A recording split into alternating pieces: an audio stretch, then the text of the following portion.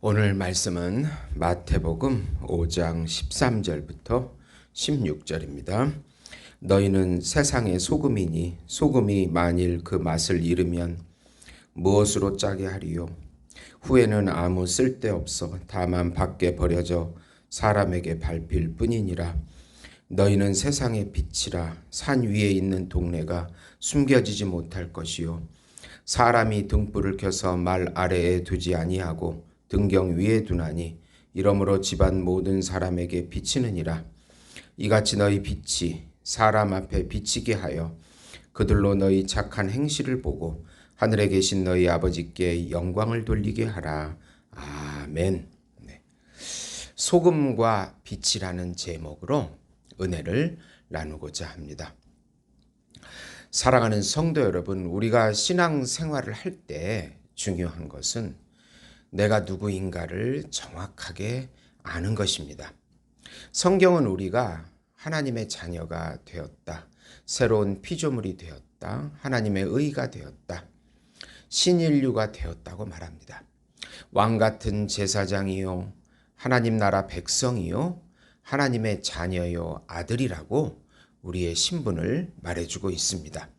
예수님을 믿고 예수님과 연합되면 하나님 나라, 이 세상 나라 안에 살다가 하나님 나라 안으로 들어가서 예수님을 왕과 구세주로 섬기면서 왕의 말씀을 통하여 왕의 영을 통하여 통치를 받게 되는 것입니다.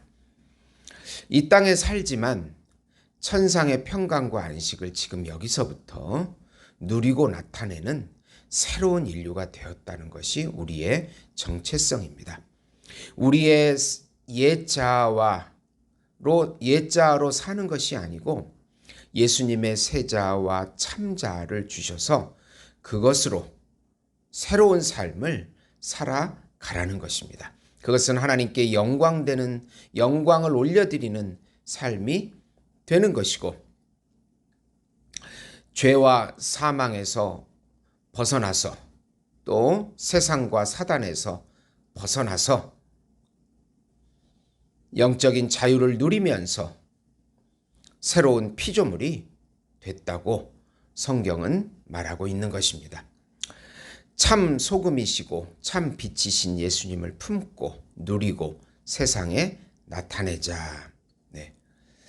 먼저 참 소금이신 예수님을 품고 있는 우리가 바로 영적인 소금입니다. 우리는 지금 마태복음 5장, 6장, 7장 예수님께서 우리의 정체성과 삶이 무엇인지를 가르쳐주는 부분을 우리는 공부하고 있습니다. 이것을 산상수훈이라고 합니다. 예수님께서 하나님 자녀의 삶이 어떠해야 하는 것에 대해서 알려주는 말씀입니다. 예수님의 정체성이 예수님과 연합된 우리의 정체성이 되는 것입니다. 예수님에 대한 상징으로 나타내는 것이 소금이 있습니다. 성경의 구약을 보면 어린 양, 또 언약궤, 또 예수님을 나타내고 있는 상징입니다. 보통 소제물에는 피가 없기 때문에 소금을 쳐줍니다. 그 소금이 바로 피의 역할을 하는 것입니다. 그래서 이것을 레위기 2장 13절에는 언약의 소금이라고 합니다. 그리고 이스라엘 백성들이 거제물로 드린 모든 성물을 제사장들의 몫으로 분깃으로 주시는데 이것을 바로 영원한 소금 언약이라고 민수기 18장 19절에 말씀하고 있습니다. 다른 말로 하면 영원한 피의 언약이다, 언약의 복음이다, 그렇게 말씀하고 있는 것입니다. 소금은 예수님으로 하나님께 드려져서 다시 우리에게 분깃으로 주어지는 것을 의미합니다. 그래서 소금을 받은 신자들을 세상의 소금이라고 하십니다. 예수님께서 참 소금이시고 소금을 받은 우리도 영적인 소금이 되는 것입니다. 소금이라고 하는 것은 소량이라도 맛을 내고 부패를 방지하는 역할을 합니다. 세상에서 맛을 내고 부패를 방지하는 역할이 바로 우리들인 것입니다. 그리고 소금으로 치료하여 몸을 회복하기도 합니다. 우리가 복음으로 이 세상을 살고 치료하고 회복시키는 것입니다. 어떤 목사님께서 천일염으로 만든 소금물을 선물로 주셨는데, 이것은 얼굴에 발라도 되고 각을 해도 되고 모든 몸에 좋은 것이라고 그렇게 말씀합니다. 그래서 제가 한동안 열심히 얼굴에도 바르고 차에다 놓고 늘 가글을 하고 그렇게 소금이 유익한지를 제가 깨닫게 되었습니다. 그리고 소금을 먹지 않으면 우리는 생활할 수가 없습니다. 우리 온몸에 소금이 필요합니다. 소금이 그런데 맛을 잃으면 영적 제사장인 우리들은 사명을 감당할 수가 없습니다. 항상 예수님의 말씀과 예수님의 영으로 깨어서 세상의 소금이 되는 것입니다. 죄의 부패를 막고 의의 맛을 내는 사람들이 바로 우리들인 것입니다. 두 번째로 참 빛이신 예수님을 품고 있는 우리가 바로 세상의 빛입니다. 성경은 소금과 함께 빛을 또 복음의 상징으로 사용합니다.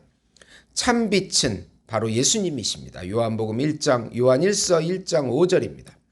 참 빛을 받은 신자들은 빛의 자녀들입니다. 참 빛인 예수님과 그의 복음을 안고 전하는 자들입니다. 또 구약에 보면 빛으로 사용되는 단어가 있는데 바로 우림입니다. 대제사장 가슴속에 감추어진 두 작은 돌이 바로 빛이라는 우림과 완전이라는 뜻의 둠빔입니다.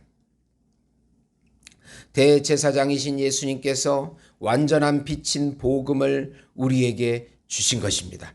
이 복음이 바로 빛이 됩니다. 빛은 어두움을 몰아내고 밝혀줍니다. 우리에게 사단을 몰아내고 예수님의 빛의 통치가 시작됩니다. 산 위의 동네가 숨겨지지 못합니다. 등불은 높은 곳에 등경 위에, 보통 이스라엘에 보면 저 벽 한 5분의 4쯤에 등경을 만들어 놓고 그 위에 등불을 놔서 집안 전체를 쫙 비춰줍니다.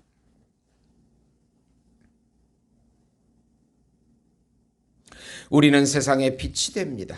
이 빛이 비춰지면 세상의 죄악이 드러납니다. 빛의 착한 행실이 드러나게 됩니다. 그러면 세상 사람들이 보고 하나님께 돌아오게 합니다. 즉 우리의 착한 행실은 바로 복음을 비추는 빛의 행실인 것입니다. 그래서 하나님께 영광을 돌리게 해야 합니다. 우리는 소수라도 세상의 소금의 맛과 빛의 영향력을 끼쳐지게 됩니다. 혼란하고 죄악이 가득한 세상에서 예수님을 누리고 예수님을 나타내는 사명을 감당할 때 바로 소금의 사명과 빛의 사명을 감당하게 되는 것입니다. 항상 영적으로 깨어서 기도하고 예수 이름을 높이며 전해야 합니다. 5장 16절 보시면 이같이 너희 빛이 사람 앞에 비치게 하여 그들로 너희 착한 행실을 보고 하늘에 계신 너희 아버지께 영광을 돌리게 하라. 네, 하나님께 영광을 돌리기 위해서 우리가 창조되었습니다. 그 사명을 감당하라는 것입니다.